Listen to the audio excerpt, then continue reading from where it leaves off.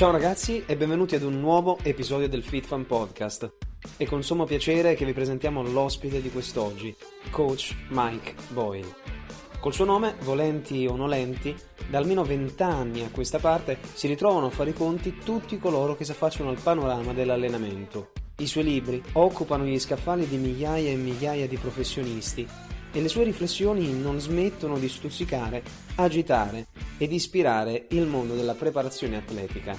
Cofondatore della Mike Boyle Strength and Conditioning, dal 96 vi allena atleti di ogni livello, assieme ad una massiccia quantità di popolazione comune. È stato per tanti anni Head Strength and Conditioning Coach presso la Boston University e ha lavorato tra gli altri con i Red Sox e la squadra olimpica femminile statunitense di hockey sul ghiaccio. A Coach Boyle abbiamo posto le vostre stesse domande, spaziando dall'allenamento della forza in season per il calcio al perché tiene alla larga i suoi atleti dal back squat. Dunque, buon ascolto e a più tardi.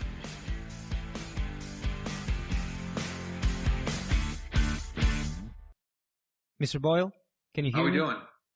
Oh, Yes, sir. I'm doing great. Thank you so much for coming on the show. Welcome to the FitFan Podcast. No problem.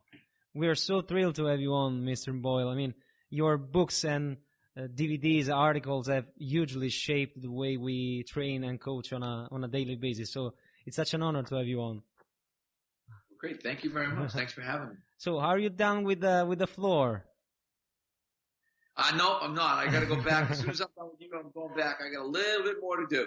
I have till 12, so. Okay. So since you're... I don't know what time it is where you are. It's 5 p.m. Yeah. Interesting. So since you're such a legendary coach, we at FitFam invited our fellow Italian colleagues and coaches to send us a few questions to ask you, so to make this whole thing a little more participatory. On Instagram, and I reposted it, and then I said, I have no idea what this says. And I got 10 people told me what it said. So, if that's cool with you, let's start off with the first question. Okay. Okay, so Angelo asks, what's the number one goal a strength coach should be chasing in season, and what key elements should a quality in-season program have? I mean, he asks specifically with regards to soccer, but I guess that this may apply to most sports.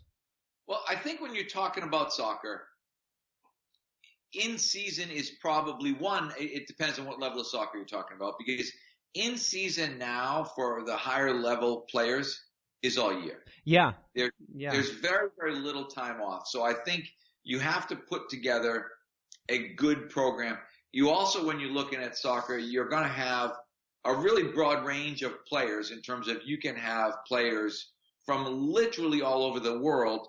So I think when you're talking about year one in season, it's get a program in place. Get something, it's got to have 2 days a week of strength training. I think that's number one thing. At least 2 days. So yeah, 2 days a week of strength training. Doesn't have to be heavy. Okay.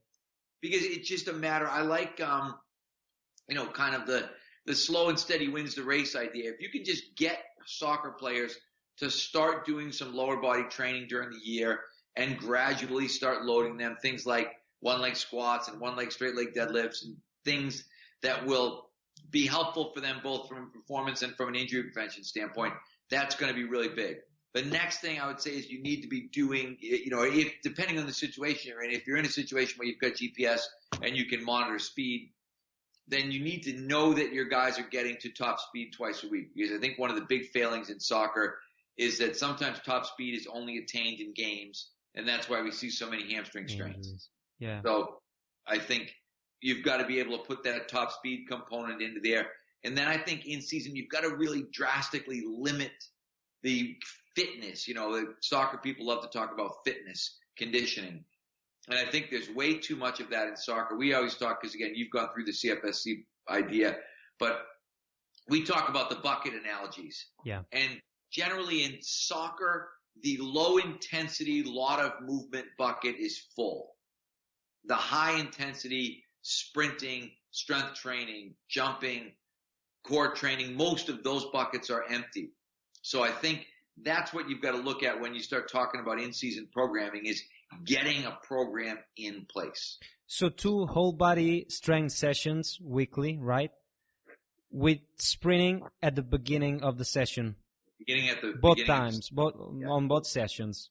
Yep. Okay. And ideally, again, if I had in season, if it's a team and it's in season, then I'm probably going to try to get them in the weight room ideally after the practices are done. Okay. So hopefully you can get a good warm up done and get your speed work done and then have your practice and then be able to come in and do your strength training. But I think you also can, you could be in a situation where you get, some of that stuff done before practice. It's a lot, so much of it depends on the manager. And that's, I think, a big part of the program too is getting to know your manager, getting him to believe in what you're doing, getting him to understand. Because obviously there's some, I mean, particularly in the soccer world, there's some incredibly outdated things going on. You've got the Italian guy that's in the Premier League now who said, when I see a weight score a goal, we'll lift a weight. And I mean, you see bouncing on Bosu balls. I mean, some of the stuff you see in high is really bad. It's really outdated. Yeah. Yes, really outdated. And as you said, I mean, for most sports nowadays, the competitive season lasts all year round. So, I mean, a strength coach is supposed to get his athletes stronger in season as well. So, otherwise, it would be wasting their time. Get them training consistently on a year-round program, because I think that's the problem. As you said, because these sports are so year-round now, guys have got to train year-round. It's just the way that it is. Yeah, great stuff. Bill Knowles comes to mind. I mean, he gave a great presentation at MBSC, and he said we need to constantly deliver strength to our athletes, I mean, all year round. And that's great in terms of injury prevention. So, yeah, great stuff. I mean, I think delivering strength and delivering speed is going to go a huge distance in terms of injury prevention for these guys. One of the things I've noticed, because I've had, with the higher level soccer players, they're almost afraid to run full speed. They're so afraid to get hurt. And then one of the Premier League guys that I had, I told him, I said, so you're going to just get hurt in games. Yeah. Because in games, you're not going to be afraid to go for the ball. In games, you're going for it. And if you haven't accessed that 100% consistently during the course of the year, you're going to get hurt. People are going to pull muscles. Yeah. And the converse of that is if you're doing so much fitness work that you're constantly sore and constantly tired, you're also going to pull muscles. So we've got to be able to balance those two and realize that speed is drastically underrated in soccer and fitness is drastically overrated in soccer. Yeah, and J.B. Morin's article comes to mind, the one you posted. And sprinting as prevention, sprinting as a vaccine. Excellent. As a vaccine. Yeah, we're going to dive into that later, okay? So, how important is the weight room to a high-caliber athlete in terms of performance enhancement, according to you? In all honesty, how important to a high-caliber athlete? Yeah. Not that important. To be perfectly, honestly, truthful. But it's still part of the puzzle. It's not something that you can ignore. Yeah. But if you look at it and say, how much better? I always go like to the Messi example. How much better is Messi going to be? I mean, how much better can you be when you're the best in the world? So if people say, he doesn't like lifting weights, okay. But my problem is when you've got kids playing 4 divisions lower who don't want to lift weights because Messi doesn't lift weights. Like I look at that, I think that's my problem with the not lifting weights thing is I look at it and think, okay, when you're winning Ballon d'Or and you can, say I'm the greatest player in the history of soccer, then okay, you don't like to lift weights, no problem. So until that time, you can't afford that. Yeah, that's right. So that's the difference, I think, is, the highest level players might end up being the highest level players anyway.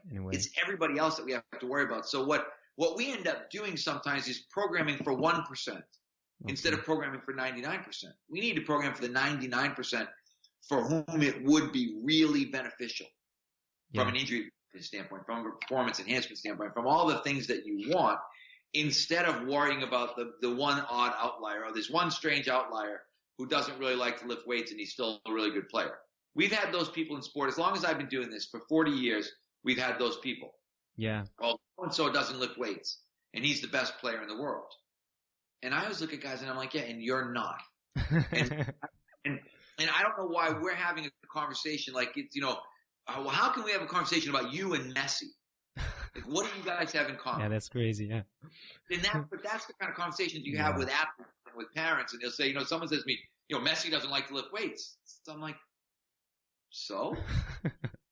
And that has what to do with you, who's playing, in the 4th division somewhere, and you're trying to somehow you and Messi manage to get in the same conversation. I look at that and think that's ridiculous. Yeah, 100%. Yeah. So, on to the next question. Ferdinando asks a question that deals with a theme that you've been addressing ad nauseum throughout the years, but sometimes it's good to hammer a good point home once more. There's an old Latin saying that goes repetita juvant, which means to repeat things is a good thing sometimes. So he asks, why did you dismiss back squats from your programming? We dismissed back squats from our programming because we felt like it was, if we looked at our strength training program, the number one thing we did in our strength training program that caused injuries was the back squat. Okay. Without question. Nothing else came close. Crystal clear. And so after a while, after a certain amount of time where you're thinking, and I can remember this was when we, but with America, 100 players, 20% of those players had very active back pain, which correlated directly to squatting. Okay. And I started looking at that thinking 20% of our guys are getting hurt or are having issues that relate to the back squat. That led me to start looking, okay, is there a better way to get lower body strength? And the problem with people is we're so stuck. We've listened to the Olympic lifters and the power lifters and all the internet people tell us, the squat is the king of all lifts. Yeah. If you're not squatting, you're not training. All that bullshit. That's just not true. And then the good thing for me is right around the time I was sort of having this epiphany, revelation, whatever you want to call it, was right at the beginning of the big functional training craze. All of a sudden, guys like, years ago, 20 years ago, Vern Gambetta, Gary Gray, these people are talking about how unilateral training is different. And I remember thinking, okay, unilateral training is different, and this heavy bilateral training that we're doing is clearly causing problems for a certain percentage of our athletes. Yeah. Why am I still doing this? And I think, they talk about it, at least in the U.S., the definition of insanity is doing the same thing over and over again and expecting the result to change. Banging your head against the wall, yeah. Wait a second. We don't need to do this. There's no requirement that says you get sort of drummed out of the strength coach world if your guys aren't doing back squats. So we started to slowly move away from it. We moved initially to front squats, and then we moved primarily to different unilateral versions, split squats, rear foot elevated split squats, things like that. Yeah, and I mean, it's just not a matter of good versus bad. I mean, it's just a matter of taking into account the risk-benefit ratio, as you said, and always keeping in mind the kind of clientele you're prescribing the given exercise to. So, right. Yeah. The other thing that happens, too, is particularly like if you think about Italy, where, soccer is the big sport. Yeah. And the one thing soccer people don't want is something that looks like American football. So when suddenly you show up as a strength coach and all of a sudden, you start putting bars on everybody's back and everybody's doing heavy squats, and there's almost an automatic, whereas in the U.S. the assumption might be you know what you're doing. Yeah.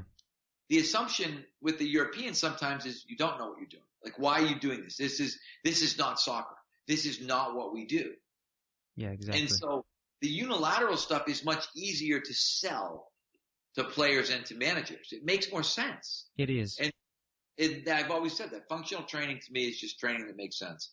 It makes sense to be on one leg. It makes sense to be looking at the injury prevention benefit, whether it's from, an ACL standpoint or from a hamstring injury standpoint or whatever the problem. All of the problems, whether we said ACL, hamstring, groin, hip, are going to be our big three in soccer. All of those are enhanced by unilateral training.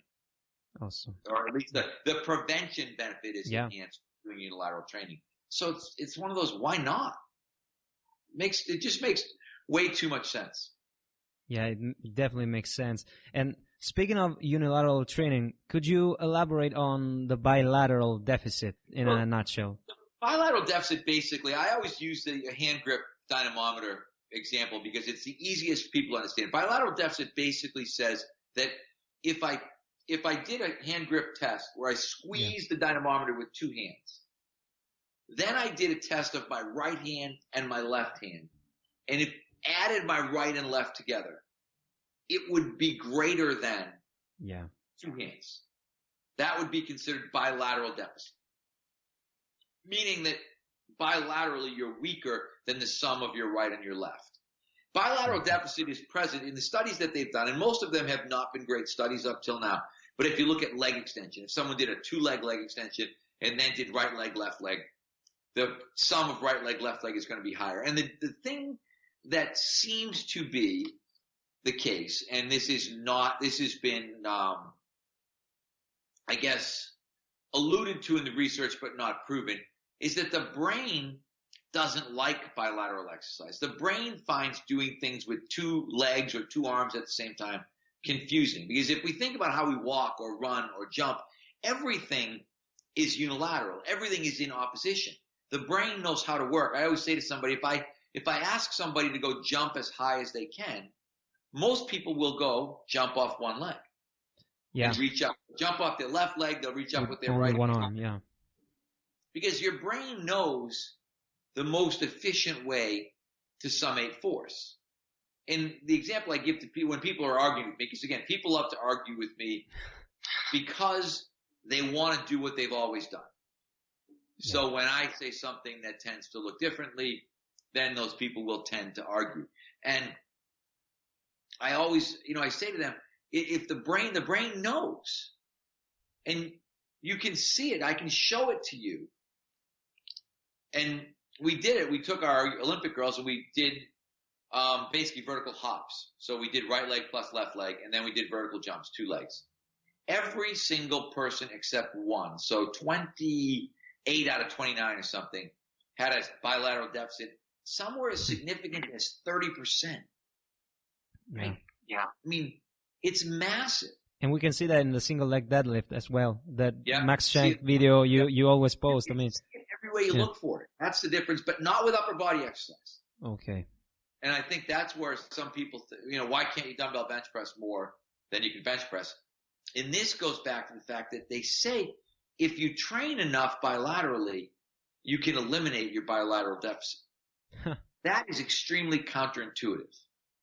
But because of the way we train upper body, I think we do that because we spend so much time doing bilateral upper body stuff that we don't tend to exhibit that same bilateral deficit. But it also, bilateral deficit plays into the front, the no back squatting thing, because we also know that in squatting, where people have problems is in their back. Yeah. We don't see problems with people, squatting generally does not cause knee problems, does not cause hip problems, it tends to cause back problems. And one of the things that I had said years ago, I don't know, 2007 or 2009 or whatever, when I first started talking about this, was that the back is a force transducer. It's what's used to get the force. You get the force from your legs to the bar. Your back is just stuck in the middle and basically has to be literally a stabilizer. What fails is the stabilizer. Generally, your legs do not fail. Your back fails. And so you start looking at that and thinking, I've got this bad transducer in the middle, but if I go to unilateral, I can use significantly more weight as a percentage of the two. This is the stuff, it's mind-boggling to me that people continue to argue this. It is absolutely mind-boggling because I can show people over and over and over again examples of this, and people will still argue with me. Yeah. Great stuff. I mean, we don't have our clients back squat at FitFam here in Milan, but that's not to say that back squats are bad. I mean, they just don't fit our athletes' necessities. I mean, so... I say they're bad. Okay. Yeah. Bad. I think it's a bad exercise. It's my opinion, and I guess I'm entitled, right? Yeah. You definitely are. Going back to the back squat for just a second. I mean, to put aside such a revered exercise, I mean, must have been like a big deal back then, right? So I would like to ask you, what are some of the other paradigm shifts or modifications that you've introduced into your movement model throughout your career that you feel have bettered your training system? Foam rolling. Okay. And I think, soft tissue work. When we first started out, people were like, what are you doing? Yeah. And I had seen the value of massage on myself. So when I had injuries, I always felt better. I always felt like the only therapy that really helped me was massage. Like manipulation, you mean? Yeah. Okay. It's like Okay. real just massage. Okay. And Okay. I started to think, I'd love to get massage work done for all my athletes. Actually, I was reading Charlie Francis' book. If you've ever read Charlie Francis' training system, he talks about them having on-site massage therapy for their guys. Now, this is in the 80s. So like I would say, that book was incredibly progressive anyway. But I thought, wow, that would be awesome. And I actually went so far as to start investigating massage schools and figure out, hey, could we get a school that would maybe set up shop here and work on our athletes? And what I realized over time was it just logistically it would not be possible. And then I still remember Mike Clark, who was then started the NASM, started showing what he called, what did they call it? They had some fancy name for foam rolling, self myofascial release, blah, blah, blah. Okay. But I remember seeing it and thinking, wow, wait a second. We can do this. Everybody to massage themselves.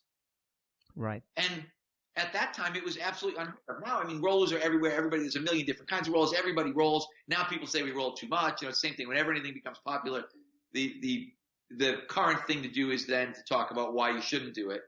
But that was a big one for us. Stretching. We stretch. It's amazing how many people are anti-stretching. I am so pro stretching that it's crazy. We stretch. We foam roll and stretch every day. Every person, every day. Stretching before the active warm-up, right? Stretching. Same. The standard CFSC kind of protocol. But again, those were big paradigm shifts because people said, oh, you're going to decrease power output. You're going to make your people slower. You're going to make your people weaker. And I was like, something? I'm going to make them less prone to injury. I know that. That's going to be really important. And that's my number one goal. So we're going to roll and we're going to stretch, whether you tell me I'm right or whether you tell me I'm wrong. We're going to roll and we're going to stretch. So those were two really big ones. The sprint training that we're doing right now, the timing, really big paradigm shift in terms of realizing I can't even say I undervalued timing. I ignored it for a bunch of reasons, but the biggest reason, one, I was lazy because it's a lot more time intensive to try the time. And two, I was scared because when you do access 100%, you have that fear of somebody getting hurt. Someone's going to pull a hamstring. Someone's going to get injured. That's right. Yeah. And so we've structured a system whereby we can get everybody, we don't have any problems at all. We said we did about 30,000 10-yard sprints last summer. 30,000. Either 10, flying 10s, whatever. And we did not have one significant injury. Not one. Wow. But the furthest we actually ran was 25 yards. 25 yards, yeah. 25 yards. But that was basically still a flying 10, but with a 15 or 15-yard lead-in. So I would say those are the big ones for us. So foam rolling and sprinting, timing sprinting. Sprinting. Besides, obviously, changing. And then the other one is we've never Olympic lifted from the floor, ever. Okay, so hand cleans all the way. Yep. And breathing, right? Breathing was something that... Yeah, breathing is another one. Yes, you remember more stuff than I do.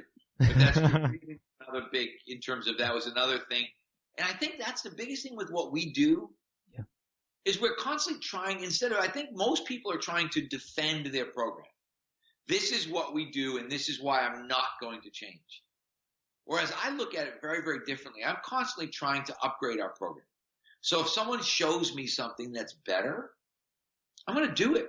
I'm not going to sit here and fight with them about why it's not better. Yeah. I'm going to look at it and say, okay, this is better. And we'll have, and you've probably seen some of our staff meeting stuff, but even in staff meetings, I'll say, let's try it. Yeah. Let's try it for a couple of months. We're front squatting again, which we haven't done in years. Because with some of our younger athletes, I'm trying to see if it's going to make them better at the clean. All right. Because they're developing the ability to get comfortable with weights, heavier loads on their shoulders. So it's like, and some people people always say to me, you go back and forth, you flip flop.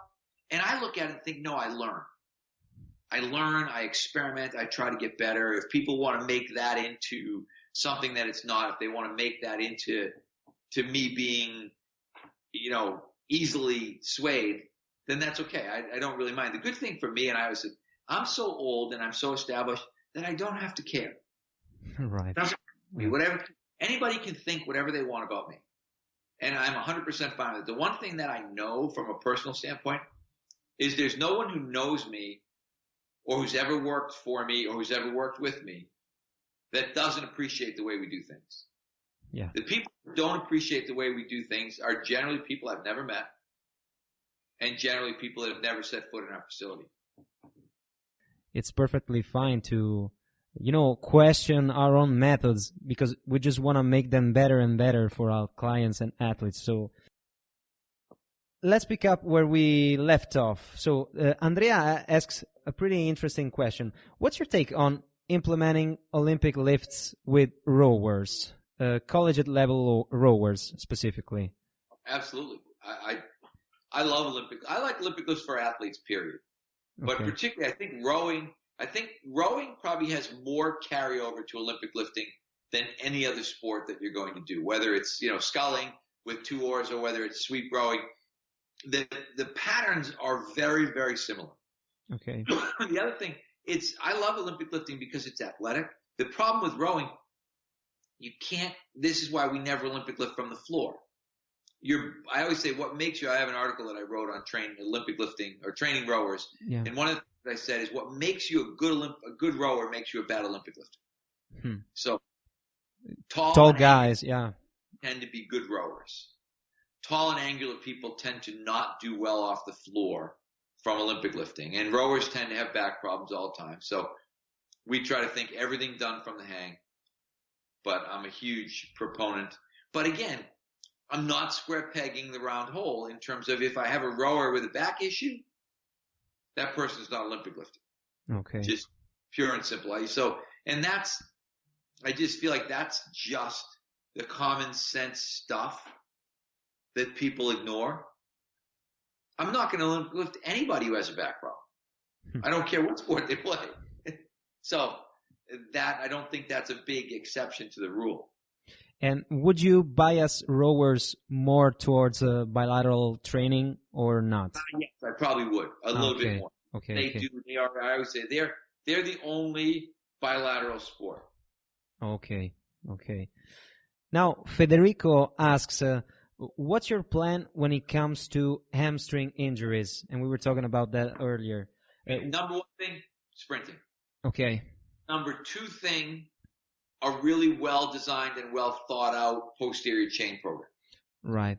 I think, we never do Nordics, quote-unquote, and I tweeted this a while ago. I think Nordics are way too hard for most, but I think when you do Nordic lowers, whatever, you're overwhelming someone's hamstring. You're not training it. So we start now with what I would call Bosch isos, right, which look like Nordic holds. Like if you went, maybe, I'm trying to look, maybe 15, 20 degree lean and held, that's where we're going to be. Because if you ever read Bosch's stuff, and Bosch's stuff is interesting, some of it I like, some of it I don't like, but one of the things that he does say is that the hamstring might be more isometric. Than eccentric, right, yeah. Than we think. So I think we need to be combining a concentric focus in hip extension with an isometric and eccentric focus in sort of control of leg extension. So right. I think you have to have all of those things pulled together in your posterior chain program. The other things, you got to have good glutes. Right. Because people train the shit out of their hamstring, excuse my language, but a hamstring is a secondary. I always think it's secondary hip extension. The reason people pull hamstrings is because their hamstring is working too hard, and generally that's because their glutes aren't working hard enough. Their glutes aren't big your glutes aren't doing what they're supposed to be doing. So you've also got to have a good general lower body focus to your program. So there's a lot to it. I've written a lot on my strengthcoach.com site, and hopefully you guys can link some of these people. Yeah, we'll definitely. But I've written quite a bit over there about hamstring injuries and hamstring training. And the funny thing is, we have very little. We have almost no problem at all with hamstrings. Very, very little. And I always feel like I'm going to jinx somebody and someone's going to pull a hamstring. But it is not an injury. For the frequency that you see it in sport, we do not see it. And I think that has to do with the fact that we've got a really good kind of posterior chain training philosophy in place. Yeah, that's for sure. And what's your take, talking about posterior chain, what's your take on hip thrusts? I know you like the single version. Yeah, I like the single. I hate the double. Okay. The problem with the double to me, well, there's a couple of problems with the double. One, it's an incredibly uncomfortable exercise. If you ever watched anybody try to do it, all they're worried about is the bar not hurting their iliac crest, where the bar pad is, all these things. So that's my issue one with hip thrust. Issue two with hip thrust, if you watch most people do it, they do it badly. It is an exercise. When you are extending your hips, what you really want to be doing is controlling your lumbar motion. So you want to maximize hip extension while minimizing lumbar extension. When I watch most people hip thrust, it's the total opposite. Right. It's too heavy, it's too fast, it's too hard, and there's way more lumbar extension going on than there should be. So for us, the single leg version, when you think of it, it's sort of the Cook hip lift idea. Right. When you do the unilateral version, just the flexion of the opposite leg causes you to not be able to lumbar extend as much to begin with. The bad part, and this is the part that we haven't been able to solve, is that it's harder to load the single leg version. You get to a point in the single leg version where you're like, okay, I'm doing pretty good, and now I can't load it because it's too, like, trying to load it with a barbell. It's too wobbly to load the bilateral version with the barbell. Having two iliac crests helps you to balance it. So there's some trade-off there, but generally speaking, I'm not a fan. I understand. So you were talking about the difference between hip and spinal motion, and I got your book here, and this is a milestone for me, Advances in Functional Training. This is the Italian version, and I always find myself going back to this, reading those chapters, those first few chapters. I mean, it's like a no-brainer nowadays, we're supposed to use our hips, not our spine, but back then, when I was getting my feet wet in the fitness industry, I mean, it was a game changer for me. So, yeah, I think that up-and-coming coaches listening are going to benefit from these insights. That book. The new book is in Italian, too. Which but I got that in English. That and New Functional Training for Sports. New Functional Training for Sports, I think it's getting close to 12 languages now. Wow. Which is crazy. Wow. You're spreading the word. I'm actually doing a podcast in Italy. When you think about that, when you think about, we finally hit the Spanish market, which is really big because the Spanish fitness market is much further behind than a lot of the others. And for the longest time, someone told me my book was the first sort of fitness book or strength and conditioning book, not written by a professor, not written by an academic that had ever been published in Spanish. Wow. So yeah, we've got it in French now too, which is another market that it hadn't penetrated. So it's doing really, really well in terms of penetrating that European market. Are you planning on writing anything new for the future? I am. I'm actually redoing. I have a book that I wrote in between called Designing Strength Training Programs and Facilities. Yeah, I remember that. Yeah. I'm updating that book right now, and I'm hoping to get it to the publisher in the spring, so it'll be the same on target that did Advances Functional Training. But that book, it'll be all rewritten to reflect where we are right now. Because I think I wrote the first Functional Training for Sports maybe 2004, and then right after I wrote Designing Strength Training Programs and Facilities, because I felt like I had a more like kind of coaching technical book in me that I wanted to get out, and then I just self-published it. And so I would say, we've probably sold a couple thousand copies of that book, and I want to sell, I think Advances in Functional Training now, if I'm not mistaken, it might be approaching 100,000 copies, which for a book like that, when I did functional training for sports, Human Kinetics said that 10,000 would be a success. You've doubled that, more than doubled. Probably sold 50,000. Wow. But the new one's already sold 30 because of the worldwide circulation. So it's in so many languages that, we're still, we've got it into Turkish, which is, you know what I mean? Like you think of the markets that you're penetrating. So it's a really good thing. And what's more, I think that the CFSC certification is helping with, getting more and more people aware of your books. So yes, we've got great international partners, and I'm not saying that to flatter you guys, but we really do. We've got partners now all over Europe. We actually just got good partners in England where we had not done well at all, which is crazy because you think that's crazy. English-speaking country would be easy. We do better. We were doing better in South Korea than we were doing in England. Wow. We were doing better in Japan, China than we were in England. But we've just partnered with some great guys in England. So we've got people now in probably every country. We've got great partners now in Hungary. We've got, and they're trying to move it into Poland, into Czech, so it's, CFSC is just going to get bigger and bigger. It's one of those things. I fought those guys on doing that for the longest time. I was like, why are we don't do this. And they were right. When you talk about big mistakes, I'm amazed at how well, but that has a lot to do with, Kevin and Brendan, and Kevin Larrabee is not involved with us anymore, but Kevin and Brendan have done a great job. And then the people that go out and teach, Marco and Kendra and Jenny and all these people, Steve and Pat, like we've got such good instructors that our reviews are we're like 99.9% positive, honestly. If we have, I don't know how many thousands of people we've certified, but I would say we've had the total complaints number less than 10. Wow. Which is crazy. Yeah, and I was, like I was telling you before, we had the fortune to have Marco Sanchez come over here, and he's a great, great guy. He loves MBMC. That speaks volumes he's to. A really good teacher too. Yeah. He's a very good teacher. And that speaks to the awesome culture you've been building throughout the years. So we're very good at finding the right people. I think that's the key, really, in all honesty. We find the right people and then we help them get better. But you got to start with the right people. Yeah, that's right. So, Mr. Boyle, in your Complete Core Training DVD, you state that core training is really a process of neuromuscular re-education. So, I find this to be a great statement. Could you please elaborate on that a little bit? Well, we've talked a little bit about the idea of, hip extension. Yeah, right. That's it.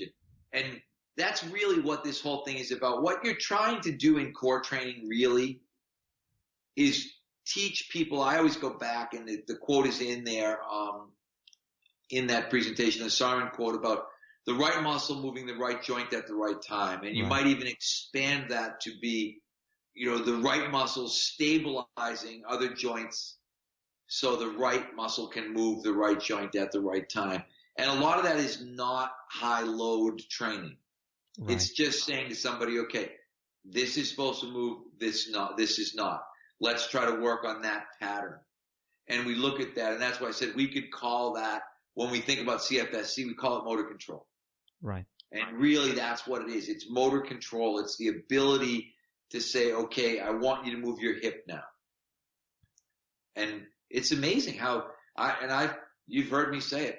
I think 90% of back pain is just people moving their spine instead of their hips. Yeah, it comes down to that. I tell people all the time, I think I can make a lot of people's backs better without ever doing anything for their back. Yeah. If I can just teach them to differentiate between their back and their hip and get them to be able to move their hip effectively in both flexion and extension in the presence of a stable lumbar spine, that person's back pain will decrease and or resolve. And we've seen that over and over again. Yeah, definitely. Definitely. So on to the next question, Mr. Boyle. Andrea and Angelo ask, what are some of the key elements to take into account when training junior athletes or kids in general? I think the biggest thing to take into account with kids in general is that when you talk about neuromuscular education, their neuromuscular system is not going to be as good. Kids, we tend to do more simple bilateral stuff. So if you look at, if you watch my complete youth training product, I mean, goblet squat, kettlebell lift, chin up, bench press, ring row, really simple. And then, sort of trying to teach the one leg straight leg deadlift pattern, trying to teach the split squat pattern, but really starting with the basics of bilateral. And the biggest thing, and we talked about this in our staff meeting yesterday with kids, we want it to look good. I tell everybody, if you give me kids for 12 weeks, what I really want at the end of 12 weeks are kids that are good lifters. I don't care how much stronger they got. But I'd like to be able to look at them and think, it's sort of, I always go back to like the education analogy. They've mastered the ABCs. They've mastered their time team.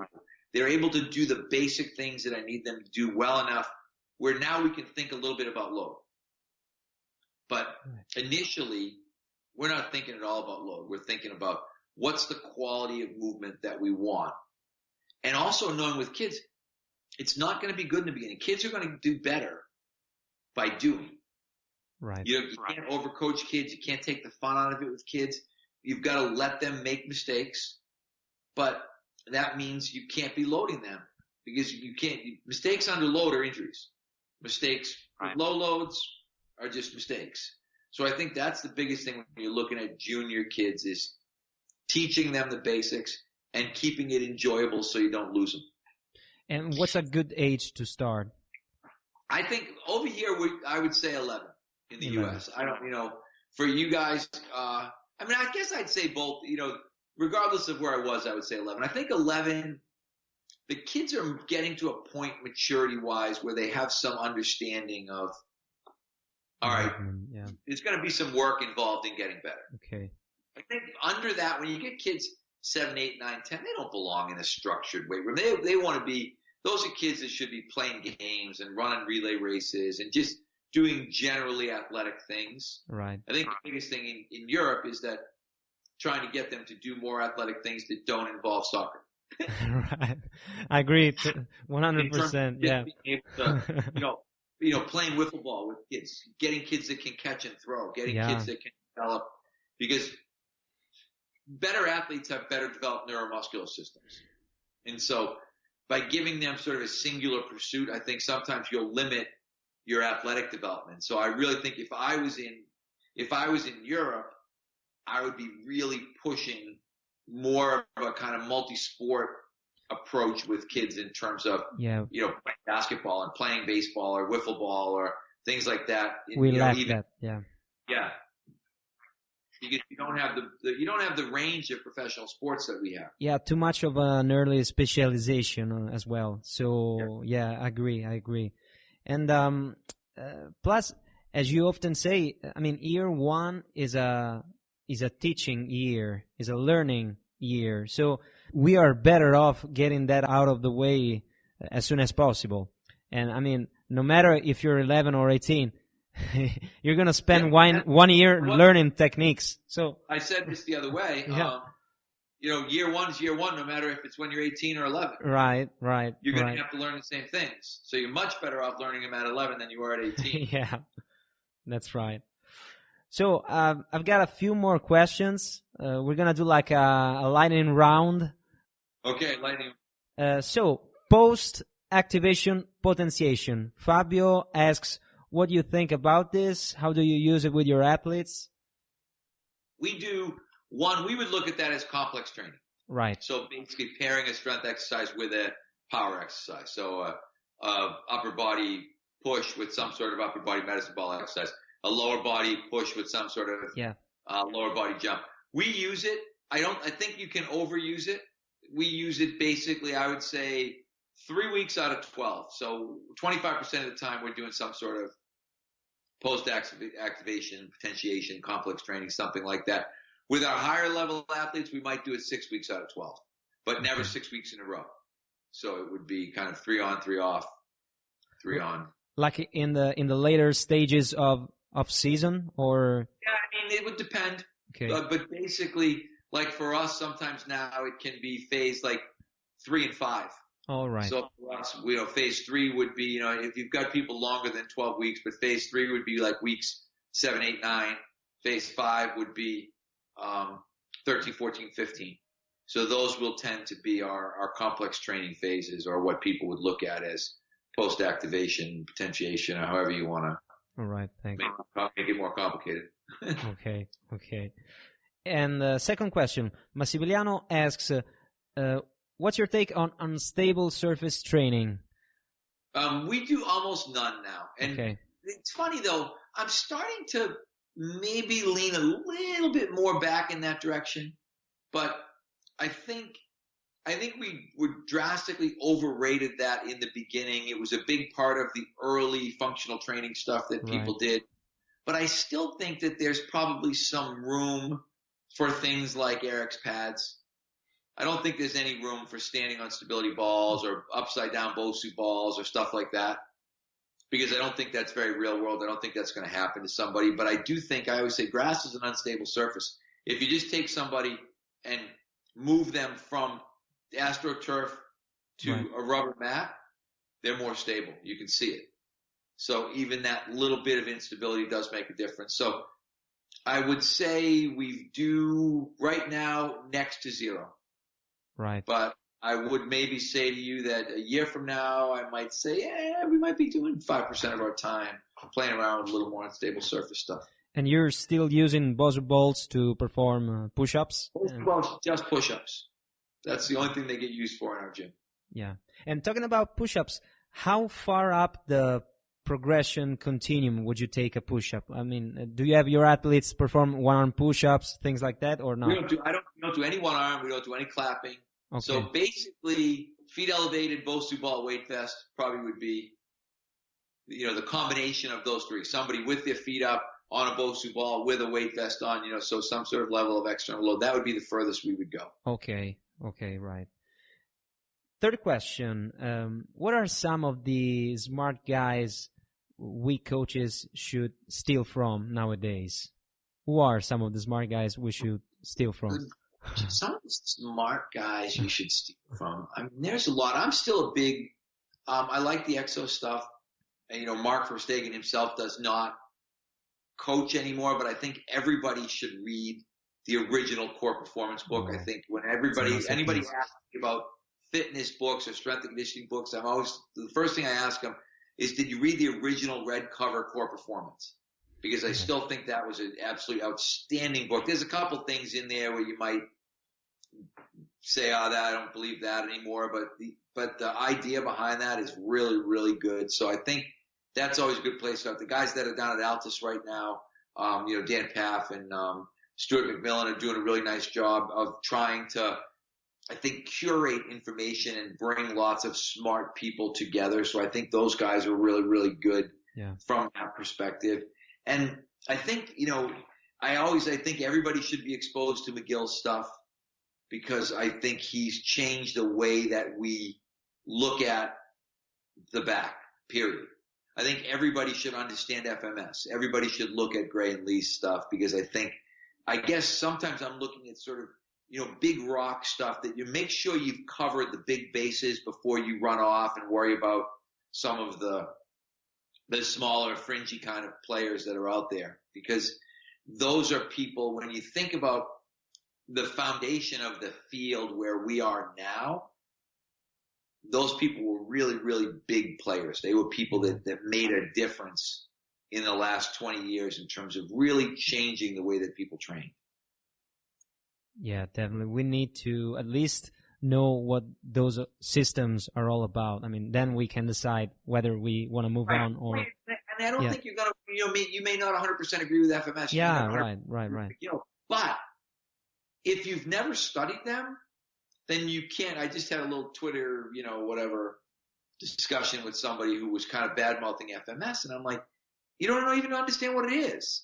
He said the FMS is useless because it doesn't predict injury. I'm like, it was never intended to do that. The analogy I used, I said, it would be as if someone said to you, I want you to hammer a nail with a saw.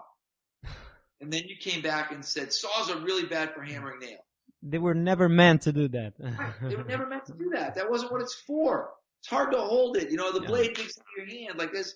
And this, so I think you need to know the information. Because I love people when people say, I don't agree with McGill. That's one of my pet peeves. Like, you don't agree with McGill. You don't agree with a guy who spent his entire life, literally his entire adult life, studying, changing the way everybody sees back pain, and suddenly you're willing to gloss over all that and say, oh, I don't agree. No. It's amazing how much somebody can learn. That's amazing. Right? Right. And I'd like to talk a little bit about one of your latest articles on strengthcoach.com, good squatters, bad runners. I mean, why are we losing mobility as we age, in your opinion? I think it's a trade. Yeah, that's a trade. Okay. It's a trade, right? If you go back, they go look at that article. It just went public, so we went up on Twitter today. We keep them private for a while, then we put them up on Twitter so people can look at that. But we always say, oh, babies are great squatters. We lose our mobility. Yeah. I posted a picture of a baby. Babies are really shitty runners. Yeah. And then I managed to find a YouTube clip of Bolt trying to do an overhead squat. Yeah, I saw that. Yeah. Bad squatter, right? So Right. you kind of look at this at the two extremes of the spectrum and say, wait a second, fastest man in the world, not a good squatter. Really good squatter, baby, not a very good runner. Yeah. And you realize at some point, we're crossing where we're trading that mobility for stability. I think the problem we have to look at is we'd like to try to maintain as much mobility as is possible. But it's as much as is possible. And I guess not even because, and this is one of the things I loved in the PRI literature. They talked about sort of what was desirable hip mobility. And I think that's the key in terms of desirable hip mobility is probably the ability to squat.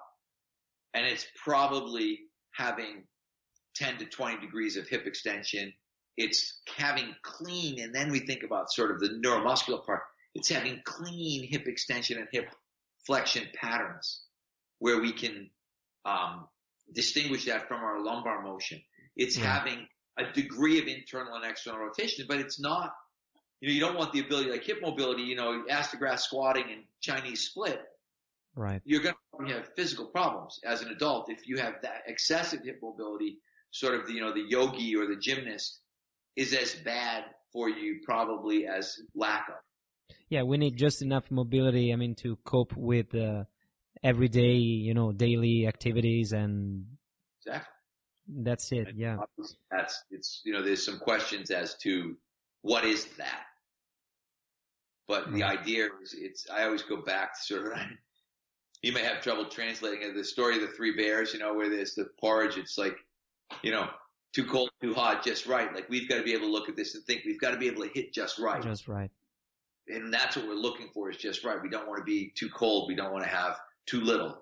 We don't want to be too hot. We don't want to have too much. We want to be in that just right. But the thing that we've realized is that you need to stretch and mobilize and you need to do a lot to stay at just right. Right. Because we're, the body, I always think, and I forget who, I stole this. Oh my God. It was one of the kettlebell guys, and I wish I could, I wish I could think of his name. I think it was Whitley is the guy's last name, but Dave Whitley, the Iron Tamer, right. Yeah. That the body is trying as hard as it can to turn to cement. That sounds great. Yeah. That's a brilliant analogy because it's true.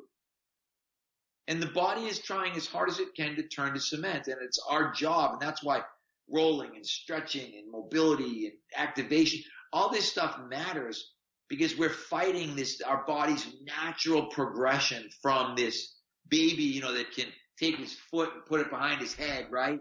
And, sit in a squat with his butt literally on the floor to somebody who can barely bend over. And we've got to be able to bounce that up. And we're coming to a close, Mr. Boyle, but Stefano asks, could you name us some of the best books you've read, fitness or non-fitness related? Yeah, I'd go almost 100% non-fitness related at this point in time, just because I think you read at a certain point in time, you've probably read most of what you can read. From a fitness standpoint, I think everybody should read at least the first 100 pages of Diagnosis and Treatment of Movement Impairment Syndromes, which is Shirley Saunders' book. Like I said, everybody should read the original Core Performance. everybody should read Advances of Functional Training and New Functional Training for Sports. That's a given, yeah. But I think when I look at, everybody should read How to Win Friends and Influence People. Everybody should read 7 Habits of Highly Effective People. Everybody should read Never Eat Alone. I could, and I have a book list on strengthcoach.com that we're always adding to. There's so many books that I think everybody should read this. But Most Likely to Succeed is another book that I love, which is a book about the education system that I read last year. Sports Gene I just finished, which is actually not an old book, but 5 or 6 years old. Really, really good. Outliers is outstanding. What's the other one? Shank. There's so many. I could sit here forever. As you said, I like to work and I like to read, and I've read a lot of books, and I'd like for everybody to read all of them. Yeah, you gave us enough. You gave us Slight Edge. A Slight Edge is the other one. Yeah, Slight Edge. And before we come to a close, I'd like to give a big shout out to Anthony Renna, not only for his wonderful book, Be Like the Best, but for the Strength Coach podcast, because that's been an invaluable resource for us throughout the years. Plus, Anthony was kind enough to give us a few suggestions when we were getting this podcast up and running. So thank you so much, Anthony. Mr. Boyle, what's in store for you in this new year? Just trying to finish that book and trying to spend more time watching my kids, to be honest. I'm on the downside of the curve. I'm not, the Kevin Carrs and the Brendan Riericks and those guys, Marcos, they're the more of those guys can take over and get out there and teach and speak and people can see them, the better it is for me, because I'm at the point, I just turned 60 and I want to be able to kind of enjoy the downside a little bit. So, I'll still speak, I'll still write, I'll still coach, but I think the intensity is going to drop here in the next few years. And you deserve that. You definitely deserve a little rest. So, Mr. Boyle, we at FitFam wish you a happy new year to you, to your family, to your staff. Please keep inspiring us all and keep up your great work. Well, thank you. Thank you for having me. Eccoci di ritorno. Grazie ancora ragazzi per le vostre domande. Ci hanno infatti consentito di trattare una gran fetta dei temi che hanno reso celebre Coach Boyle negli anni. Si potrebbe stare davvero ore ed ore ad ascoltarlo, tanto chiaro e logico è il modo in cui costruisce le sue argomentazioni. Anche stavolta, come sua abitudine, non ha mancato di condividere con noi tutta una serie di preziosi contenuti, ed è stato così anche e soprattutto grazie ai quesiti che voi stessi gli avete posto, quindi grazie ragazzi. Come sempre vi ricordo che se intendete utilizzare la migliore attrezzatura di allenamento funzionale al mondo, non vi resta che visitare il sito di Perform Better Europe, dove digitando il codice promo FITFAM-IT usufruirete di uno sconto del 10% sulla vostra spesa. Che dire? Un abbraccio da noi di FitFam e a presto con un nuovo episodio del FitFam Podcast. Ciao ragazzi!